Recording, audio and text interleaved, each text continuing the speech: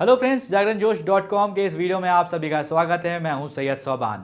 आज के इस वीडियो में हम जानेंगे कि आज के करंट अफेयर से क्या कुछ सवाल बनाए जा सकते हैं, उनके सही जवाब क्या होंगे और साथ ही साथ उनसे रिलेटेड कुछ की फैक्ट्स के बारे में भी बात करेंगे। साथ ही साथ इस वीडियो के एंड में आपको एक सवाल देंगे जिसका जवाब आपको हमें कमेंट बॉक्स में लिख कर देना होगा।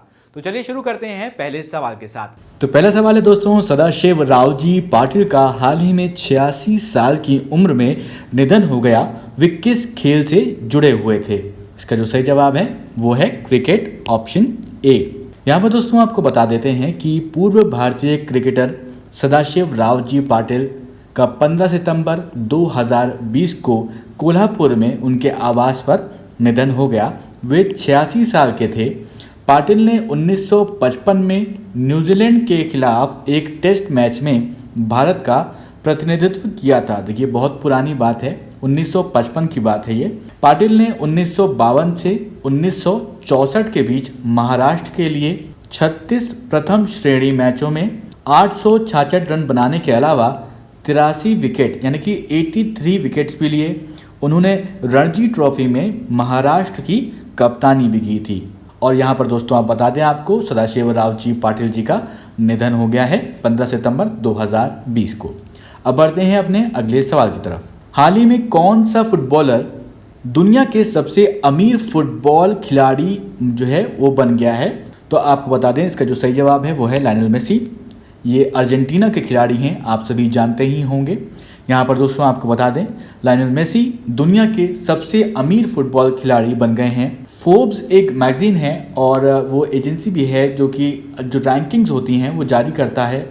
फोर्ब्स की जारी 2020 की लिस्ट में वो जो है मेसी यानी कि 126 मिलियन डॉलर जो कि लगभग 927.5 करोड़ रुपए होता है, उसके साथ वो टॉप पर बने हैं। इसके अलावा अगर देखें तो पुर्तगाल के जो क्रिस्टियानो रोनाल्डो हैं और नेमार जो कि ब्राज़ील के हैं, उनके सहित तमाम स्टार फुटबॉलरों को उन्होंने पीछे छोड़ दिया है और वो लगातार दूसरे वर्ष पर जो है ये स्थान पर उन्होंने पक्का किया है। यहाँ पर आपको बता दें कि मेसी के बाद दूसरे नंबर पर यूवेंटस के स्टार स्ट्राइकर, ये जो एक अलग अलग कम्युनिटीज़ होती हैं, अलग अलग जो फुटबॉल के क्लब्स होते हैं, तो उसमें से यूवेंटस जो है क्लब है, उसके स्ट्राइकर जो हैं क्रिस्टियानो रोनाल्डो। तो आपको बता देते हैं क्रिस्टियानो रोनाल्डो पोर्चुगल के वैसे खिलाड़ी हैं। तो इस फुटबॉलर ने साल 2020 में 117 मिलियन डॉलर जो कि लगभग 861 करोड़ रुपए से ज़्यादा की रकम है वो कमाई है। इस वीडियो में आगे बढ़ने से पहले एक ज़रूरी सूचना आप सभी के लिए।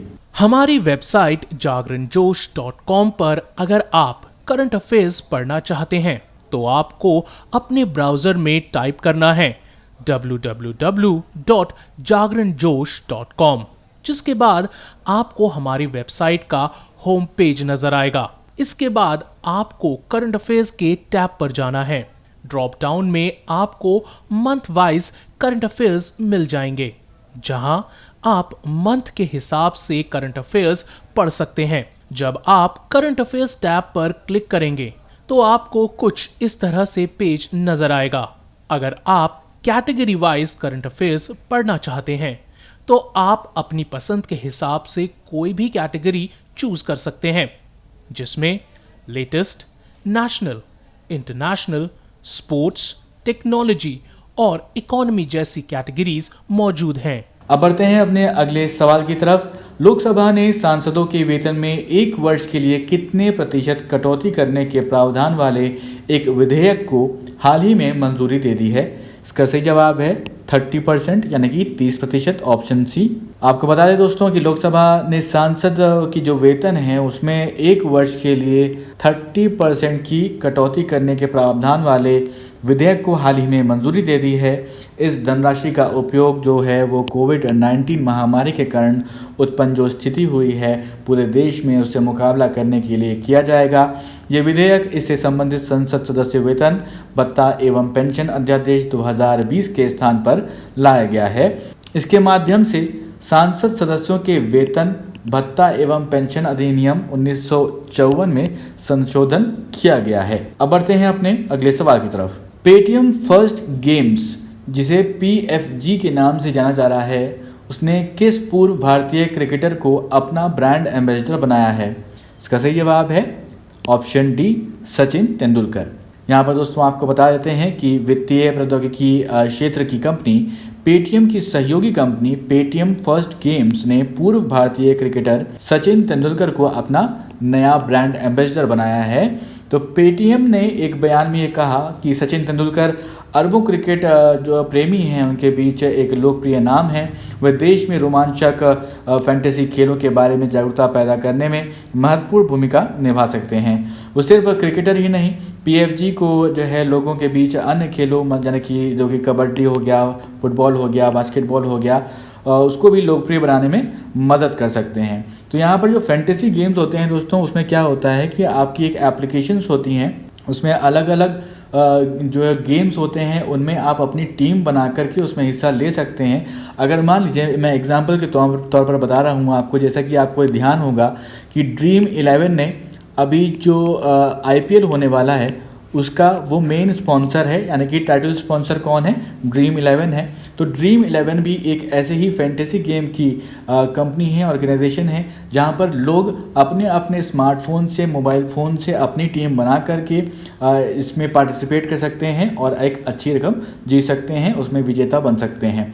तो इसी तरह से ये जो पेटीएम की भी जो है फर्स्ट गेम, ये भी एक फैंटेसी गेम्स की एक नई कंपनी है। अब बढ़ते हैं अपने अगले सवाल की तरफ। विश्व ओजोन दिवस निम्न में से किस दिन मनाया जाता है? इसका जो सही जवाब है वो है 16 सितंबर।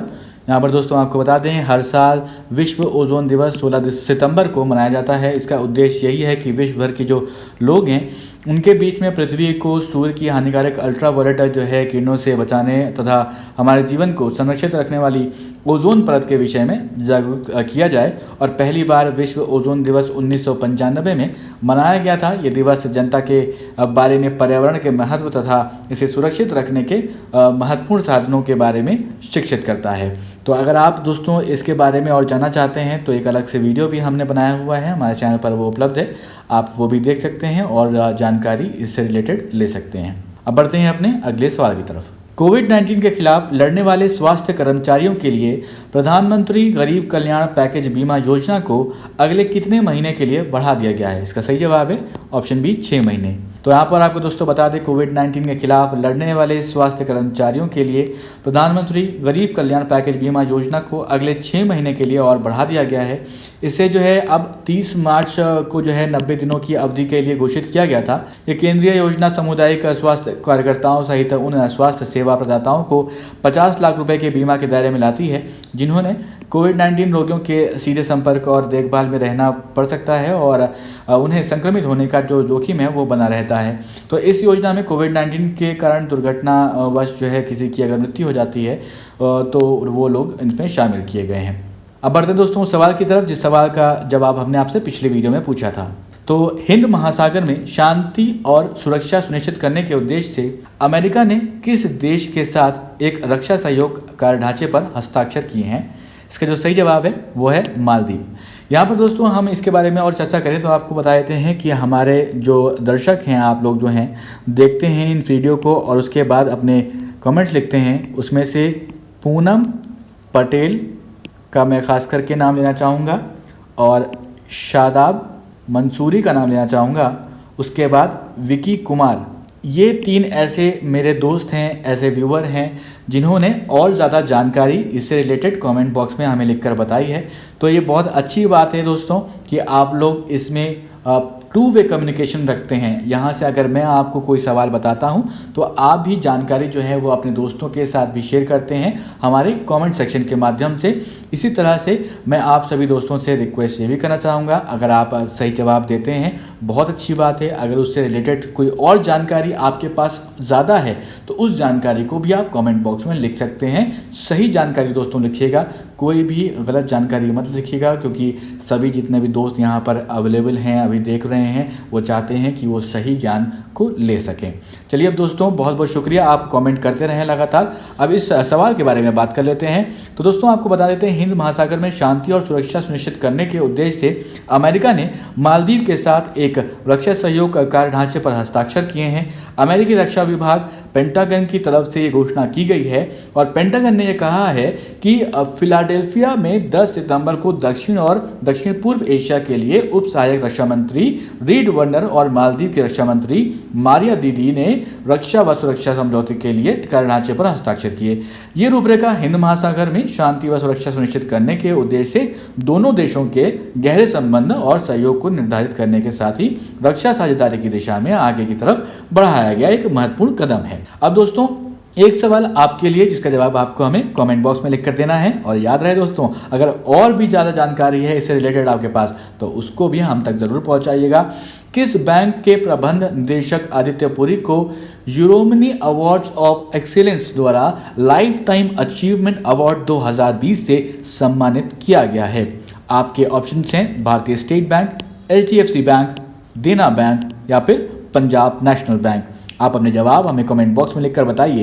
ये वीडियो अगर आपको पसंद आया हो तो इस वीडियो को लाइक करें, इस वीडियो को अपने दोस्तों के साथ भी शेयर करें और उनको भी बताएं कि रोज़ जो है करंट अफेयर्स यहाँ पर उपलब्ध होता है, आप उनको देखें, पढ़ें और साथ ही साथ सब्सक्राइब करें जागरणजोश.com को।